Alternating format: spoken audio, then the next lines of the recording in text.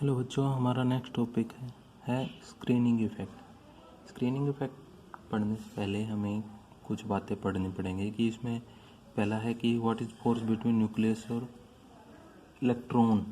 Nucleus के ऊपर positive charge होता है, इलेक्ट्रॉन के ऊपर नेगेटिव चार्ज होता है, उनका फोर्स ऑफ अट्रैक्शन है। ठीक है, दो चार्जों के बीच में जब फोर्स निकालना हो, फोर्स ऑफ अट्रैक्शन निकालना हो इनके बीच में, न्यूक्लियस के और इलेक्ट्रॉन के बीच में, तो उसके लिए हम पढ़ते हैं कूलम्ब्स लॉ। आपके फिजिक्स में आता है, उसके अंदर कूलम्ब्स लॉ बोलता है फोर्स इज इक्वल टू के, जो कांस्टेंट है, Q1 जो पहला चार्ज, Q2 दूसरा चार्ज, और R स्केयर, R है उनके बीच में डिस्टेंस कितने। ठीक, ये के कांस्टेंट और Q1 Q2 दो चार्ज हैं और R उनके बीच की डिस्टेंस है। ठीक है, इससे फोर्स निकल आता है।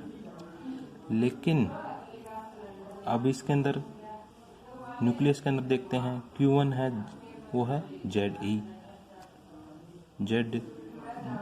Z बोलते हैं कितने प्रोटॉन हो उसके ऊपर, वो ZE हो जाएगा, उतने ही इलेक्ट्रॉन हो तो उसका E हो जाएगा। ठीक है, दोनों की वैल्यू पुट कर दी इसके अंदर तो ये आ गया फोर्स की वैल्यू। लेकिन इसके अंदर डिफरेंस आता है कि एक्सपेक्टेड फोर्स था F, ये वाला, लेकिन एक्चुअल में जब फोर्स देखते हैं तो वो लेस देन F होता है। ठीक है, जो होनी चाहिए थी ये वैल्यू, लेकिन वो आई वैल्यू इससे कम, उनके फोर्स ऑफ अट्रैक्शन के बीच में आया कम। क्यों आया ये फोर्स ऑफ अट्रैक्शन? क्यों ये कमी इसलिए आई कि जब हम कूलम्ब्स लॉ पढ़ते थे तो वो दो चीज़ों को अलग अलग दो चार्जों को अलग अलग लेते थे, उनके बीच में अट्रैक्शन पढ़ देते थे। लेकिन जब हम न्यूक्लियस के अंदर पढ़ते हैं तो हम देखते हैं कि ये न्यूक्लियस है, ये इलेक्ट्रॉन है, ये बीच की जगह इनके अंदर खाली नहीं है। इसके अंदर क्या है, ये ऑर्बिटल्स, और ऑर्बिटल्स के अंदर क्या है, इलेक्ट्रॉन। तो ये पॉजिटिव चार्ज का इसके ऊपर अट्रैक्शन होने से पहले ये इसी केवल इसको अट्रैक्ट नहीं करता, इसको इलेक्ट्रॉन को भी करता है, यहाँ पर इलेक्ट्रॉन उनको भी करता है, यहाँ पर इलेक्ट्रॉन है उनको भी करता है। तो बीच में ये पूरी तरह ही इवनली स्प्रेड है, उसके चारों तरफ से घेरे हुए हैं। तो फिर क्या करेंगे, इसका जो पॉजिटिव चार्ज का जो अट्रैक्शन है इसके ऊपर जो पड़ता है उसको एक तरीके से रोक लेंगे।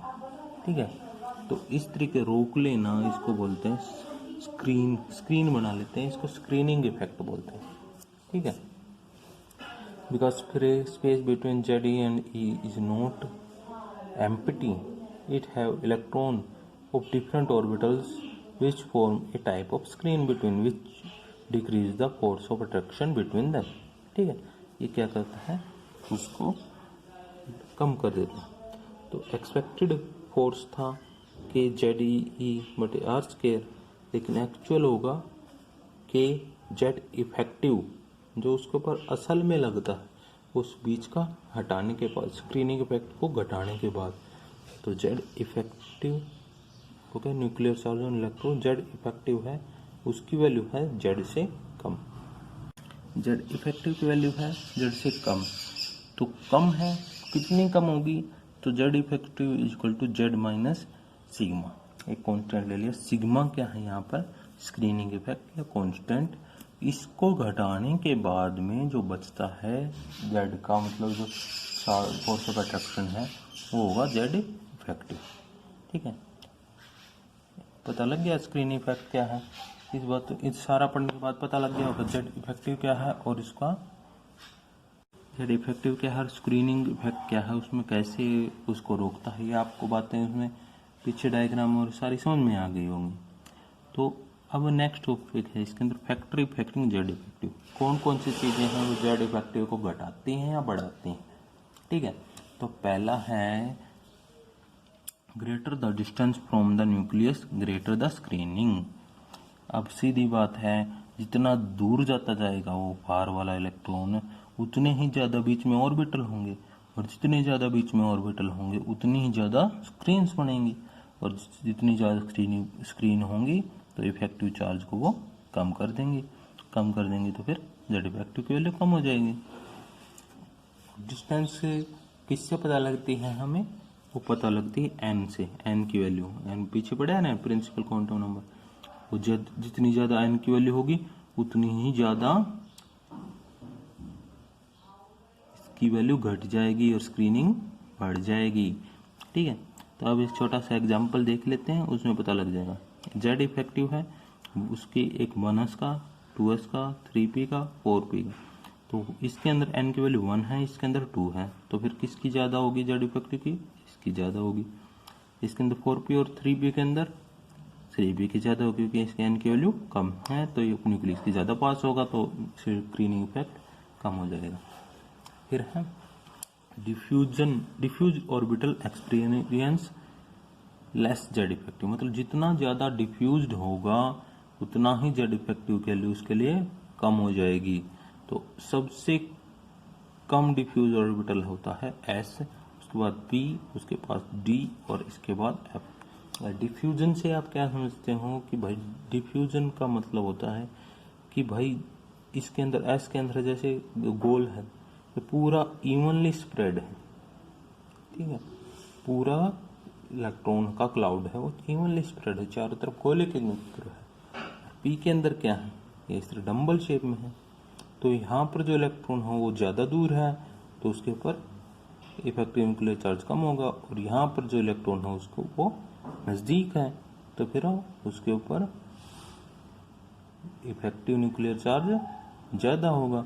तो इस तरीके से इसके अंदर इवनली स्प्रेड है, इसके अंदर इवनली स्प्रेड नहीं है, तो इस तरीके का शेप में चेंज आ जाना, इस तरीके से इफेक्टिव चेंज आना, ये डिफ्यूजन कहलाता है। तो पी के अंदर तो सिंगल डंबल है, डी के अंदर डबल हो गया, तो इसके अंदर और भी ज़्यादा डिफ्यूजन हो गया, और एफ के अंदर तो और भी ज़्यादा हो गया, इसके अंदर और भी 3D शेप होती है, इसके टी शेप होती है।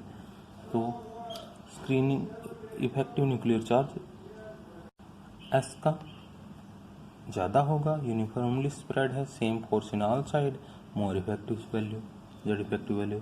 इसके अंदर डिफ्यूज्ड ऑर्बिटल है, तो low value of Z effective compare to s orbital. और डी के अंदर और भी ज़्यादा डिफ्यूज हो जाएगा, तो फिर जेड इफेक्टिव और कम होगी, एफ के अंदर और कम होगी।